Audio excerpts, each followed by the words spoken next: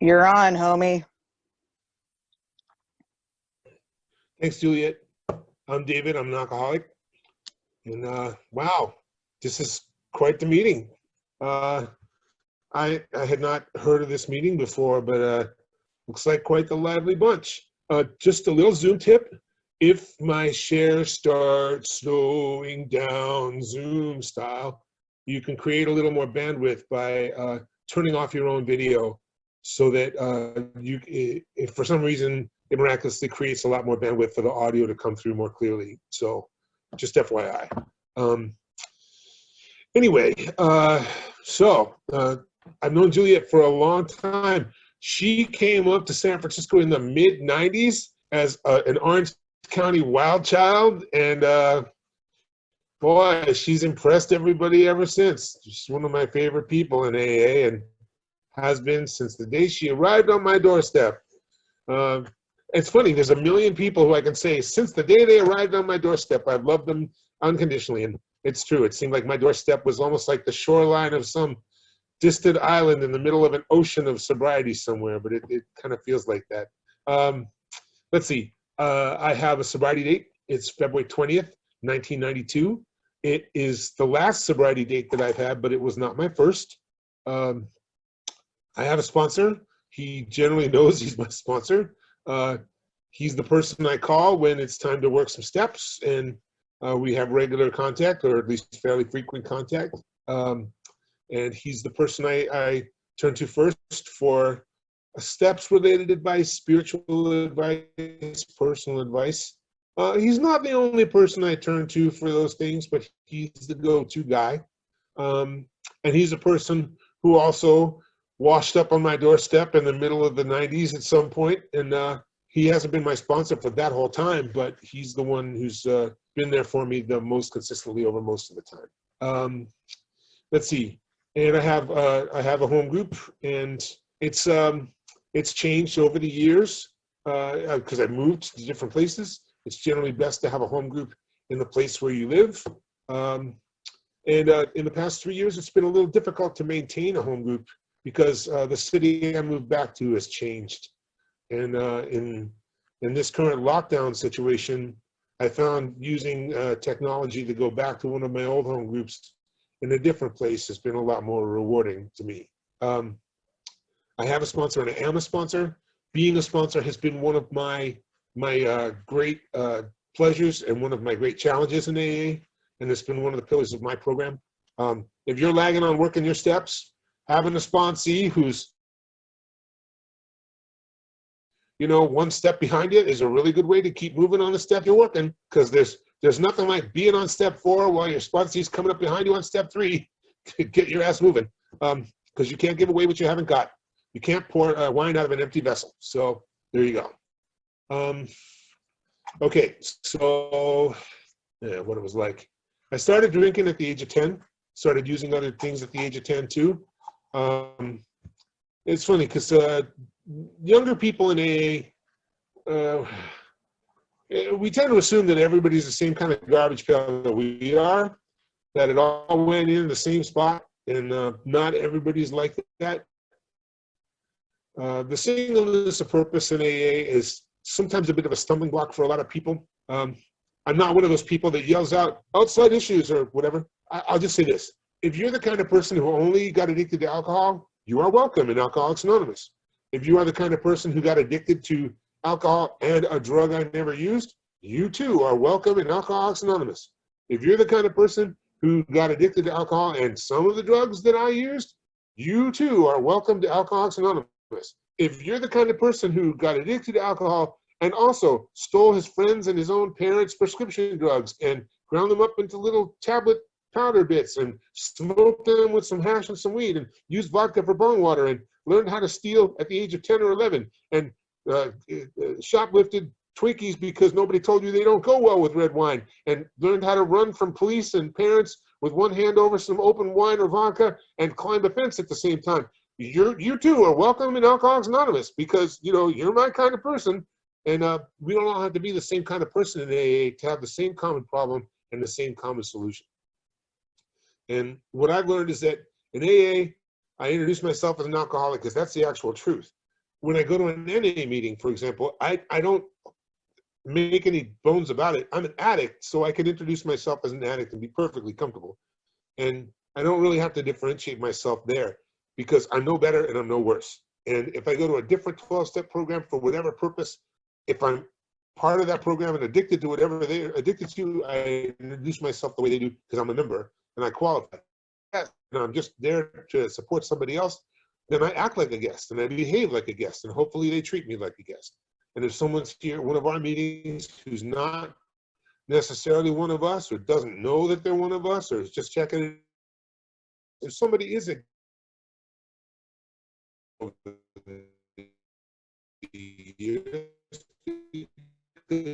never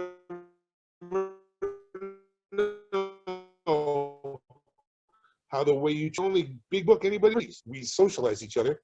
If they haven't learned it yet and we yell at them, you never know. So I try not to yell at people in this way. If you're an alcoholic of whatever type, you are welcome in AA because we're here for everyone. Okay. War story, war story, war story. A lot of trips to the hospital, a lot of head wounds, a lot of violence, a lot of cross addicting, a lot of switching addictions. Hey, Dave, One you're year coming was in a this, little, another year was, binge drinking on the weekend. Dave, sorry, you're coming in a little choppy. Okay. You might, I guess, maybe shut your video. I'm not sure. I don't want to lose your video, but people are messaging me that they're having trouble hearing you. Let's see if this works. All right, cool. So, continue to let me know if something's going on, okay? Will do. So I had problems. I switched from one addiction to another, and that didn't work. And I went off to college, the same addict I became, the same alcoholic I became, and alcohol was always there. I drank for the usual reasons, but mostly because it felt good. And from the get-go, from year one, I drank more than everybody I knew. And there was never a limit. There was never an end, except for when that container finished, when what I bought or stole finished, when we ran out, or when we got chased away. I never was a social drinker, and I don't think I would ever become one. Alcohol did things for me that other drugs didn't necessarily do. Other people don't have that experience. What I learned is that when I drank, I could become thin, I could become rich, I could become brave, I could become straight. And when I stopped drinking at some point, what happened? You get sober and you're the same scared, poor, fat faggot you always were, so you still have to deal with all that in the end. And that happened every time I sobered up, which is one of the reasons I always picked up the first drink anyway. I went off to college that way, I came back from college that way, and things didn't change. They didn't change for the better until I had learned to work on the person inside who was doing the drinking.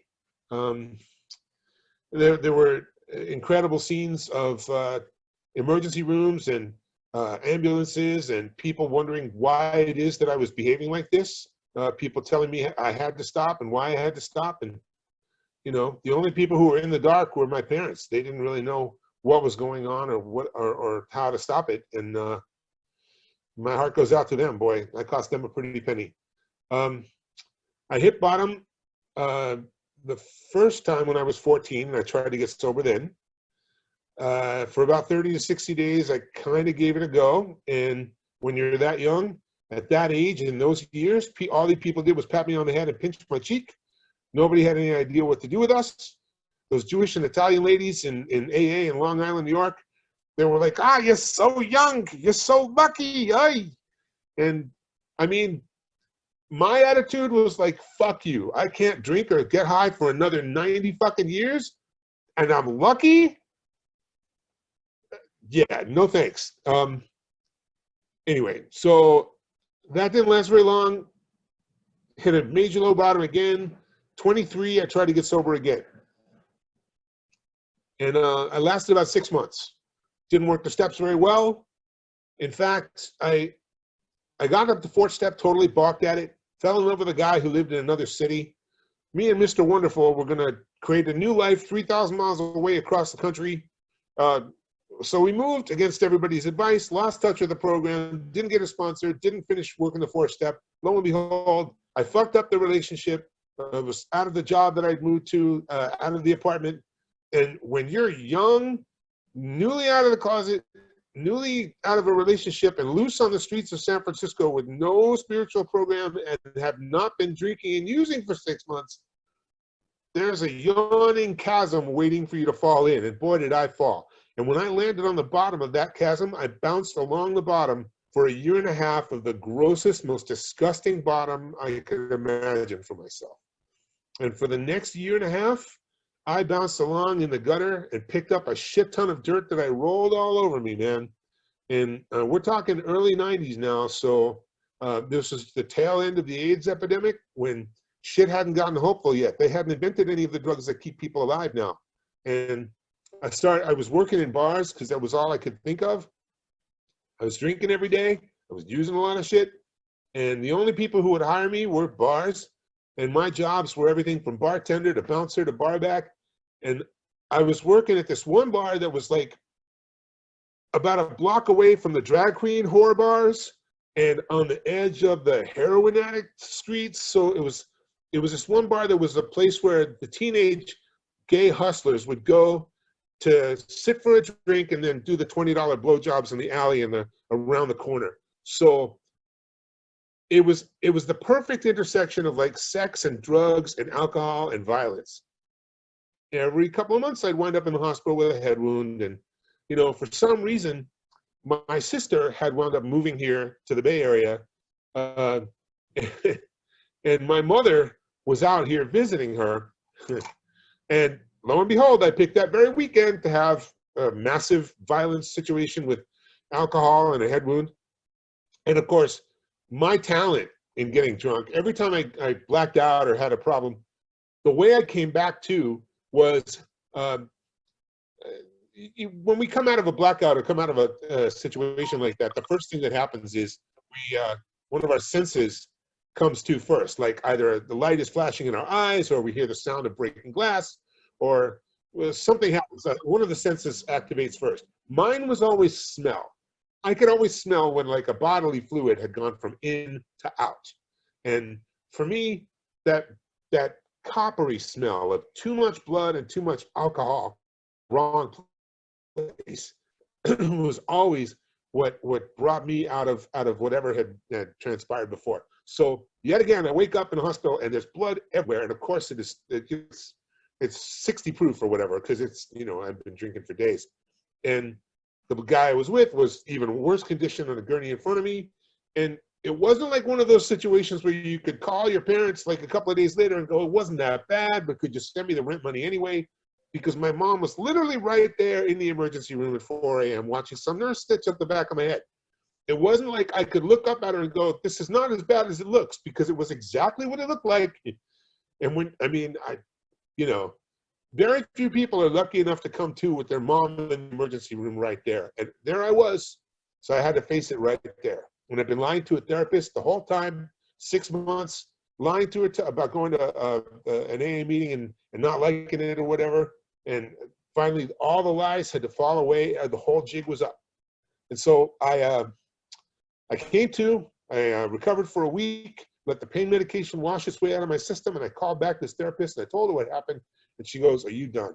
And I finally had to admit that after all that, after everything that had happened, all the broken bones, the whole bit, I was finally done. And so when I went to this AA meeting, crawling, of course, it was 10 p.m., which I couldn't get my shit together to go to an AA meeting till 10 p.m. that day, which, you know, it was literally a block from my apartment. And somehow I couldn't crawl down the meeting before 10 p.m., but okay. So I get to this meeting and I'm like a minute late to a 10 p.m. meeting that's a block away from my house.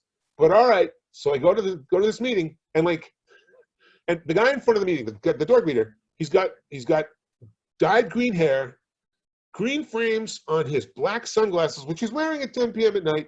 He's got green eyeshadow. There's a lot of it, so I can see it under the sunglasses. He's got this black sweatshirt on, this green necklace, this green plastic bicycle chain for his pants, these Doc Marten black boots with these green shoelaces in them, green nail polish. And I'm looking at him going, really? And he sticks out his hand. He goes, hi, my name is Diet. Welcome to Alcoholics Anonymous. And I'm like, wow, you look like I feel. Cool, in my head. And I stick out my hand and I shake it. And he goes, you must be new. Now, keep in mind, I've got bandages on. I've got bruises everywhere. I smell. I've had broken bones. And I'm like, how did you know? Because that's how we are. We don't even know how we smell. And he's like, welcome to AA. So that was an extraordinary meeting. I used to like to go to that meeting a lot. 10 p.m. meetings were my jam. Because a lot of people in some regions in AA, some places in AA like to tell people, oh, you have to put on a jacket and tie or a shirt and tie or a skirt to go to AA meetings. And you can't speak unless you're wearing a skirt or a button-down shirt. And I think that's such a load of bullshit. I really do. Because if I had been told that you have to spiff up to go to an AA meeting, I would have died. Because there's no way that I would have been to an AA meeting if I felt that was required. For one thing, I was dirt poor. I didn't own a thing. And for another, I was afraid of people who wore suits and ties and things like that. I had deep resentments against people like that. I'd been through the 80s when I thought people who looked like that were trying to kill us. So there was no way I was going to associate with anything like that. And thank God that I had a bunch of rabble-rousers and misfits who were practicing the principles. So I go to this meeting, and there's a couple other people in this meeting. One of them was this guy who literally draped himself across the radiator in the back, who I think was the gayest person I've ever met in my life, who just basically sang his name at me and was like, hi, welcome. And then there was this other guy who was like, his cheekbones had muscles on him and so did the rest of him. And he just grunted at me. He was like, hello. And that guy, name was Colin. He was one of those people who was like, there's always some people who are so beautiful in AA, you're afraid to approach them. Like, and he was one of those guys who was like really good looking. So I didn't know whether I wanted to fuck him or fight him, but it was the first meeting. I didn't know what to do. So when he grunted hello at me, I grunted back. These three people were the first people to say hi to me in Alcoholics Anonymous. And I learned something from each of these three people. The first, Diet, he passed away about 6 months later from AIDS-related condition. And I tell you, there were so many people who'd been helped by him in AA and in other places too, because he was an artist and he helped a lot of artists establish themselves in San Francisco. There were so many people who remembered all the good things that he'd done for them that when he passed, people were really upset, and that he got the front page of all the alternative newspapers and whatever. And I thought, okay, this was a cool guy. This was a good guy. And if I have to go out, I'm going out like that. Many years later, in September 11, 2001, when the towers went down, I got an email from Corey, the super gay dude. He had moved to New York, and he was like, he emailed our online group in AA and said, look, my building's been evacuated. There's smoke everywhere. There's people we can't find. I don't really know what to do, but I have this commitment at this AA meeting uptown called Never Had a Legal Drink. He'd gotten sober young just like I had. And he said, look, I'm going to go to this meeting because I don't know what else to do. People are probably going to wonder where I am, and so I better show up. So he's still sober today because that's what this guy does. He shows up to his commitments. He shows up to AA. He knows what he's doing. And in times of crisis, that's what he trained me and others to do. And he shows up. And that's the lesson I learned from the second guy whoever said hi to me in AA was, you show up and you get commitments that tie you down to AA, and you do this thing. And that third person, the one that was so beautiful I was afraid to approach him, interesting thing happened about 3 years into my sobriety. My sponsor calls me up. He was kind of a gruff guy. Juliet knew him. We were all friends, a lot of us. And he calls me up and he goes, hey, Dave, we're all going to get in my car and we're all going to go to the East Bay. We're going to Oakland. We're going to go to a funeral. And I'm like, okay. Why? Whose funeral? And he goes, this kid, Colin, a lot of your friends know him. A lot of people are upset. He passed away. Apparently he had relapsed and he'd OD'd and he died. And everybody I knew who was super fabulous and wouldn't talk to me because I wasn't cool enough or whatever, I don't know. I have these delusions of who's cool and who's not. There's no really being cool in an AA meeting. It's like winning the gold medal at the Broken People's Olympics. You know, we're all still broken. Anyway, so my sponsor says to me, he goes, all your friends are going to be busted up about this kid, and because he was everybody's good friend, and he relapsed and he died, and we're all going to go. And I'm like, I don't know this kid. I'll feel embarrassed. Why would I go? And he goes, get in the car, asshole. It's not about you. And I said, oh, okay. So I got in the car, heard the same sentence 2 or 3 times over, all the sponsees in the car. We get to the funeral, and we get there, and there's like 300 people there. And there's this huge hole in the ground, and this picture of this kid, Colin. And there's these people there who I thought were the coolest, most inaccessibly beautiful people in AA. And they're crying with their faces in the dirt. Because this kid, this beautiful kid, had killed himself with an OD. Not on purpose. He just had relapsed and OD'd and died. And I learned a number of things from that. I learned, A, relapse can be fatal. Relapse is part of my story. It might be part of yours too. No judgment. You know, you might come back from a relapse and you might not. If you do relapse, please come back. Hurry up. Your seat is warm. Nobody's going to judge you. But, you know, please don't relapse if you haven't yet, because you might not come back. It is possible that you will die. And I learned that early on in sobriety, and I thank God that I did. And I got the chance to go up to Colin's parents and say, I know this isn't going to comfort you much, but he was one of the first people that ever shook my hand in AA, and I'm still here, and I'm probably going to stay here. At least I hope I will, and I hope that makes you feel better. And it did.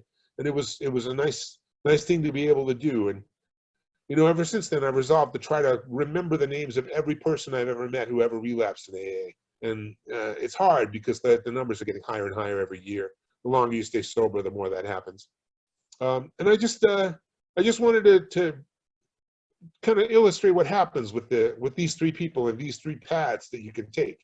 You can either go out the wrong way, go out the right way, or try hardest not to go out at all and just keep plugging in AA. You know, work your steps, be of service, sponsor people, and listen to your sponsor. Do what you can do, be a part of things, and stick around for as long as possible. You know, those are the 3 choices that I've had, and hopefully it'll lead to the right outcome in the end. You know. Anyway, that's what I got, and hopefully it was worth something to you. And it's nice to see some faces here, and I appreciate everybody giving me the chance to be of service. Thank you. Thanks, Dave.